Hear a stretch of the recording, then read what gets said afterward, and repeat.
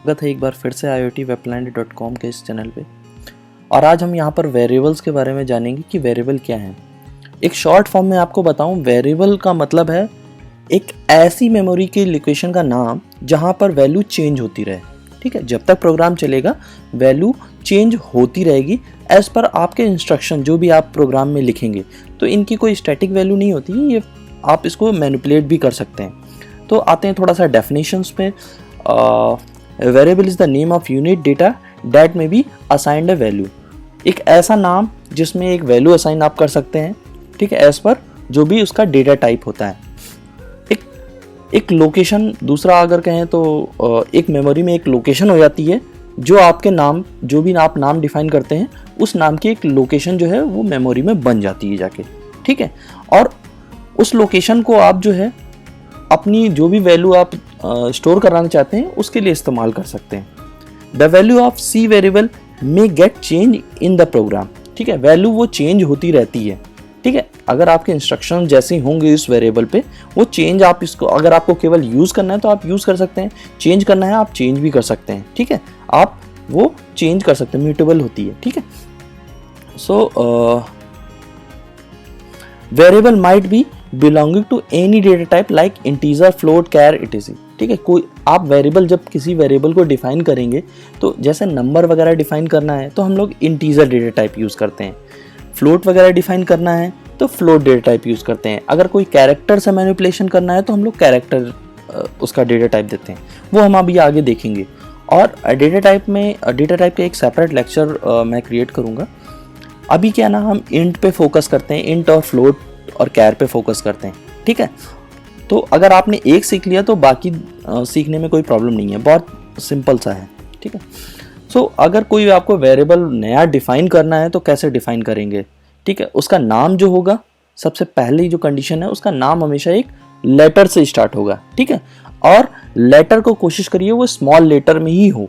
ठीक है, तो पहला रूल तो सीख गए, वो स्मॉल लेटर होगा और वो लेटर से, सबसे पहले ए से लेकर जेड से किसी भी लेटर से स्टार्ट हो सकता है। ठीक है, और वेरिएबल का नाम जो भी आपको देना है वो उसके अकॉर्डिंग, जैसे आप किसी एलईडी की वैल्यू स्टोर कर रहे हैं तो उसका नाम जो है उससे मिलता जुलता दीजिए, तो आपको क्या प्रोग्राम में सीखने में उसको प्रॉब्लम नहीं होगी।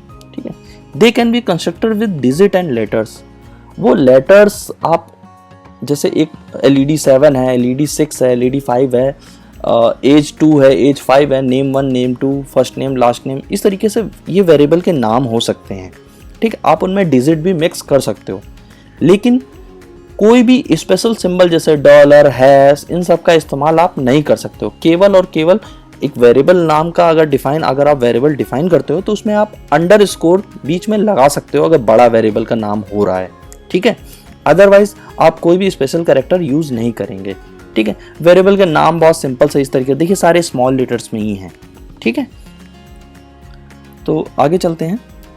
तो क्योंकि ये आर्डिनो की प्रोग्रामिंग है वो C और C++ बेस्ड है, तो ज़्यादातर C, और अगर आपको C लैंग्वेज आती है ऑलरेडी तो आपका वो नॉलेज जो है यहाँ पर यूज़ हो जाएगा। ठीक है, तो यहाँ पर देखिए एक पिक्चर से समझ में आ रहा होगा, ये डेटा टाइप है जैसे मैंने स्टार्टिंग में दिया है, इंटीजर, एज इक्वल टू 20।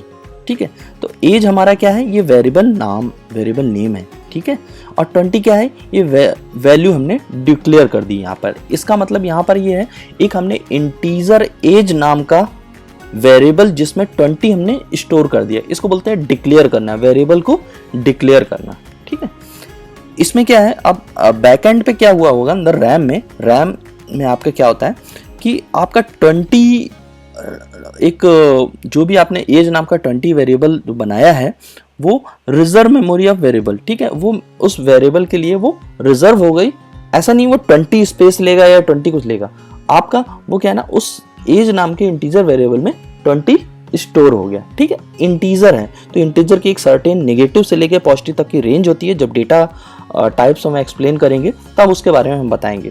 अभी बेसिक, क्योंकि हमें LEDs के प्रोग्राम कल से स्टार्ट करने हैं लाइव प्रोग्राम, तो हम क्या करेंगे, अभी इंटीजर पे फोकस करते हैं। ठीक है, सो चलिए चलते हैं आर्डिनो की आईडी पे और एक अपना पहला प्रोग्राम बना के देखते हैं कि कैसे वेरिएबल डिफाइन होगा। तो उस स्लाइड से आप इतना सीख पाए होंगे। जैसे अगर हमें जो फर्स्ट मैंने लेक्चर बताया था उसमें एक एलईडी मैंने बताया था कि पिंस जो होती हैं हमारी 13 पिन होती हैं, 0 से लेके 13 तक होती हैं। 0 और 1 को रिजर्व पर्पस से यूज़ किया जाता है, बाकी जो पिंस होती हैं उनको हम अपने पर्पस से यूज़ कर सकते हैं। सपोज़ अगर आपको पिन नंबर 5 पे एक रेड कलर की एलईडी लगानी है, ठीक है, पिन नंबर 5 पे रेड कलर की एलईडी लगानी है, तो मैं रेड कलर की एलईडी का पिन डिफाइन करने के लिए एक वेरिएबल बना देता हूँ, जैसे कि इंटीजर रेड इक्वल टू 5। अब इसका मतलब ये है कि इस प्रोग्राम में ये यहाँ पर जो वेरिएबल डिफाइन किया ये है, इसको बोलते हैं ग्लोबल, ठीक है, ये ग्लोबल डिफाइन हो गया। तो अब ये रेड जो है ये प्रोग्राम में मैंने बताया था कि सेटअप से लेके लूप तक होता है आपका पूरा, ठीक है। तो आप अपने इस पेज में कहीं पर भी ऊपर से लेके नीचे तक इसके बाद से कहीं भी यूज़ करेंगे, ये रेड की वैल्यू 5 रहेगी, ठीक है, जब तक आप इसको चेंज नहीं करते हैं। फिर एक मुझे दूसरी एक एलईडी मैंने एक और एलईडी यूज़ कर दी ब्लू, इंटीजर ब्लू, ठीक है, जो कि मैंने पिन नंबर सपोज 6 में लगा दिया।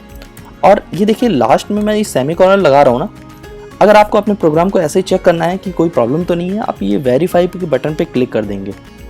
सॉरी, इसको सेव करना है सबसे पहले, ठीक है। ये देखिए दिखा रहा है यहाँ पर एक्सपेक्टेड कॉमा या सेमीकोलन, क्योंकि ये आपको बता रहा है कि सॉफ्टवेयर कि यहाँ पर आपसे मिस्टेक हो गई है, ठीक है।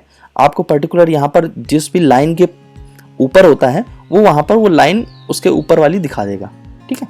सपोज अगर मैं यहाँ पर भूल जाता हूँ लगाना और फिर से इसको रन करता हूँ, ठीक है, तो ये देखिए ये बताएगा इंटीजर ब्लू के ऊपर, यानी कि जिस भी लाइन में हम नहीं लगाते हैं उसको ऊपर उसके नीचे वाली लाइन पे वो एरर बताने लगता है, ठीक है। तो ये सेमीकोलन बहुत ज़रूरी है, कोई भी वेरिएबल आप डिफाइन करेंगे तो सेमीकोलन जरूर लगाएंगे, ठीक है।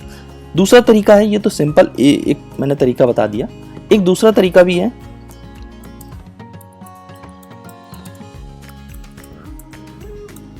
ठीक है। ये डबल स्लैश करके मैं लिख रहा हूं तो इसका मतलब कमेंट है, ये आपके समझने के लिए है, ये एग्जीक्यूट नहीं होता है। तो अगर आपको कोई भी जैसे गलती से वेरिएबल बन गया तो इस लाइन को डिलीट ना करके आप डबल कमेंट्स ऐसे डबल स्लैश कर देंगे तो ये रीड नहीं करेगा, ठीक है। जैसे मान लीजिए इसमें मैंने गलती भी कर दी, मैं सेमीकोलन नहीं लगाया तो क्या ये रीड ही नहीं होता है, ठीक है। अब एरर नहीं आएगी प्रोग्राम में। तो ये चीज़ थोड़ा सा कमेंट के लिए हम लोग इसका यूज़ इसलिए करते हैं ताकि हम कहीं पर अगर कुछ सामने वाले को कुछ समझाना चाह रहे हैं या खुद कल को अगर 10 दिन बाद हम प्रोग्राम यूज़ कर रहे हैं तो हम खुद भूल गए कि यहाँ पर हमने क्या लिखा था, तो उसके लिए होता है, डॉक्यूमेंटेशन पर्पस के होता है, ठीक है। दूसरा तरीका है, एक आपने इंटीजर इस तरीके से डिफाइन किया, आपने रेड लिखा फिर कॉमा ब्लू लिखा और इस तरीके से। अब इसमें क्या है, आपके रेड और ब्लू नाम के 2 वेरिएबल ऑलरेडी बन गए, ठीक है। अब क्या है, अब इनको इनिशियलाइज कराना है, ठीक है, इनिशियलाइज कराना है। तो ये जो प्रोसेस होता है ये मैंने डिफाइन भी किया और इसको इनिशियलाइज भी किया, ठीक है, एक साथ कर दिया। लेकिन अगर आपको कोई वेरिएबल यूज अभी डिफाइन ऊपर कर लिए लेकिन यूज बाद में करने हैं तो आप यहाँ पर दे सकते हैं रेड इक्वल टू 5 और ब्लू इक्वल टू 6, ठीक है। अब क्या है ना, अब देखिए एक प्रोग्राम में इसमें एक एरर प्रोड्यूस होगी, ठीक है। देखिए क्या एरर प्रोड्यूस होगी, ठीक है, रीडिफिनेशन ऑफ इंटीजर रेड। आप एक वेरिएबल को 2 बार डिफाइन नहीं कर सकते हैं, ठीक है, तो एक वेरिएबल को एक ही बार डिफाइन कर सकते हैं। सो ये चीज केवल आपको बताने के लिए मैंने किया था। एक तरीका देखिए ये था कि सीधे आपने एक लाइन में डिफाइन कर दिया, और दूसरा तरीका हमारा पहले हमने डिफाइन किया है और उसके बाद इनिशियलाइज किया है, ठीक है, और यहाँ पर एक ही साथ डिक्लेयर कर दिया, ठीक है। आई होप आपको वेरिएबल्स के बारे में आज समझ में आया हो। अगर आपको ये वीडियो अच्छा लगता है तो आप प्लीज़ इसको लाइक कीजिए, शेयर कीजिए और चैनल को सब्सक्राइब जरूर कर दीजिए, क्योंकि कल से हम लाइव वीडियो की मैं आपको एक प्रोग्राम ऑर्डिनो पे स्टोर करके और उसको एक एलईडी को रन करके दिखाऊंगा। तो प्लीज़ इसको सब्सक्राइब जरूर करिए, ठीक है। ओके।